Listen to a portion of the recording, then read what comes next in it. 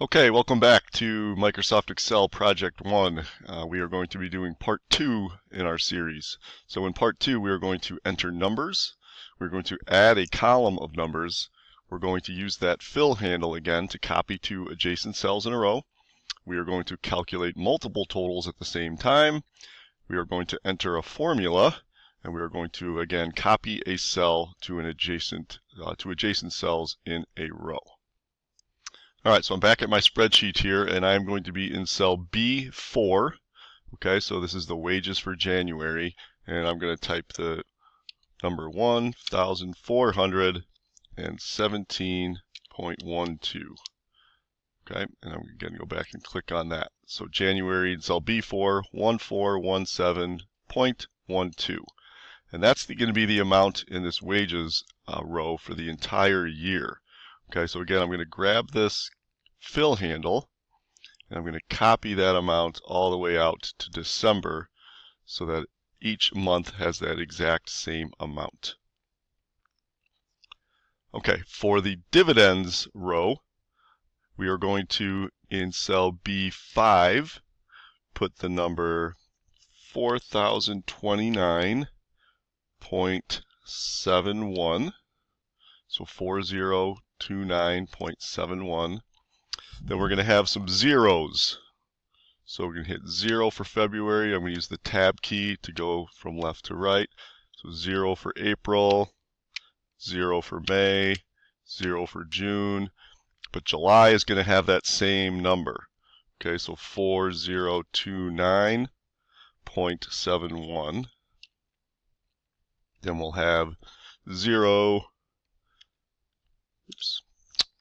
for August, September, October, November, and December. Okay, so go ahead and fill that in. Then I'm going to fill in a lot of numbers down here. Okay, so I'm going to pause the video, enter the numbers so that you can see them all and begin to populate your spreadsheet by yourself. Okay, so here is the completed table or completed spreadsheet with the numbers in it. As you can see, many of the categories, it's the same number. Okay, so rent is going to be 410 all the way across. Food, 280 all the way across. Entertainment is 100 all the way across. Car payment doesn't change. And then gas and miscellaneous don't change. So you can use that fill handle. If you just key in February or January, and then for the categories where it doesn't change, use that fill handle to copy it across.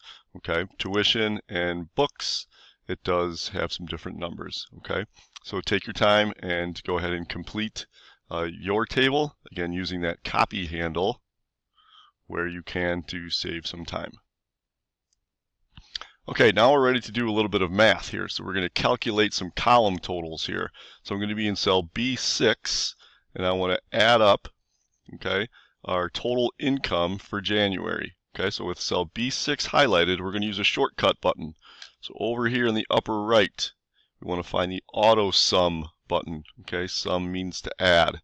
Okay, so when I click that, you see what happens over here. The spreadsheet or Excel is going to say, all right, it looks like these are the numbers you want to add. Okay, and just you make sure that those are the numbers we want to add, and it is. And you can see the formula.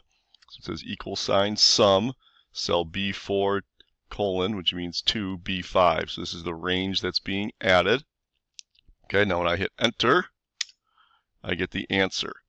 Okay, so when I click on the cell, you can see there's the formula, but the answer is what is displayed. Okay, so I'm going to come down now and do the same thing for our expenses. So I'm going to now be in cell B17, okay, and I'm going to calculate the total expenses for January. So make sure you have the proper cell highlighted, okay, where you want the answer to go. And again, I'm going to go to the auto sum. Again, I'm going to make sure that these are the numbers I want, and it is cell B9 to B16. And I'm going to hit enter, and again, here's my answer. Okay, so it calculates that for you. Okay, so now again, we're going to use the fill handle because we're going to do the exact same calculation for each month. Okay, so we don't have to do each month individually. I'm going to go up and select my answer. Okay, in cell B6, again, grab that bottom fill handle, make sure it's the black cross, and I'm going to drag to the right out to December. Okay, and you'll notice it did the same calculation for each month, only for that column's numbers. Okay, and I'm going to do the same thing for my expenses. I'm going to come down to cell B17, where we did the total for January. Grab that fill handle, again, make sure it's the black dot, and fill all the way across to December and let go. And it magically populates that.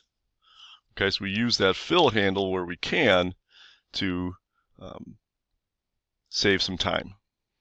Okay, so now that we've done that, we've totaled up our monthly income and our monthly expenses. We're going to come over here and now I'm in cell N4 in my totals. So now we're going to kind of be adding up our total wages for the year. So how much money do we make for the year? How much money do we make in dividends? Okay, and then what was our total income combined for the whole year? And we can do all three of those in one shot. Okay, so now I want to make sure I have my cursor's that the white cross, or the selection tool. I'm going to highlight the three cells where I want an answer to go. Okay, and then we come back to that auto sum button. Okay, and it happened really quickly, but it did add up these columns, or these rows. I'm sorry. So we have B4 to M4.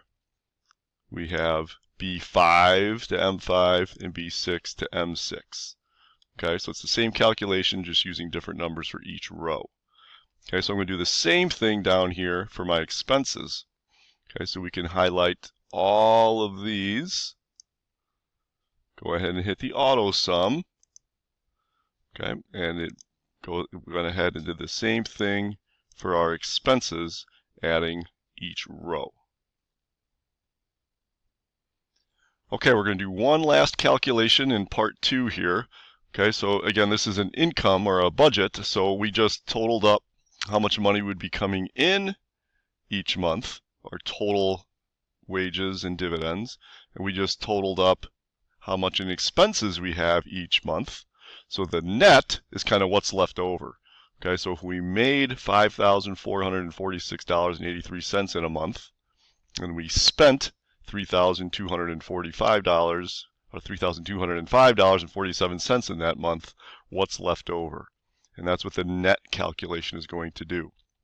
So we're going to do some subtraction, which there is no shortcut button for.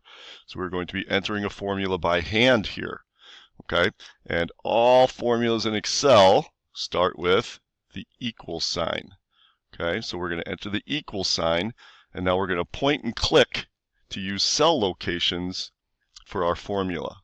Okay, so the first number I want to use is our total income for January. So I'm going to point and click on cell B6. You can see it gets entered into the formula. Now I'm going to use the subtraction sign on the keyboard. It's nothing fancy.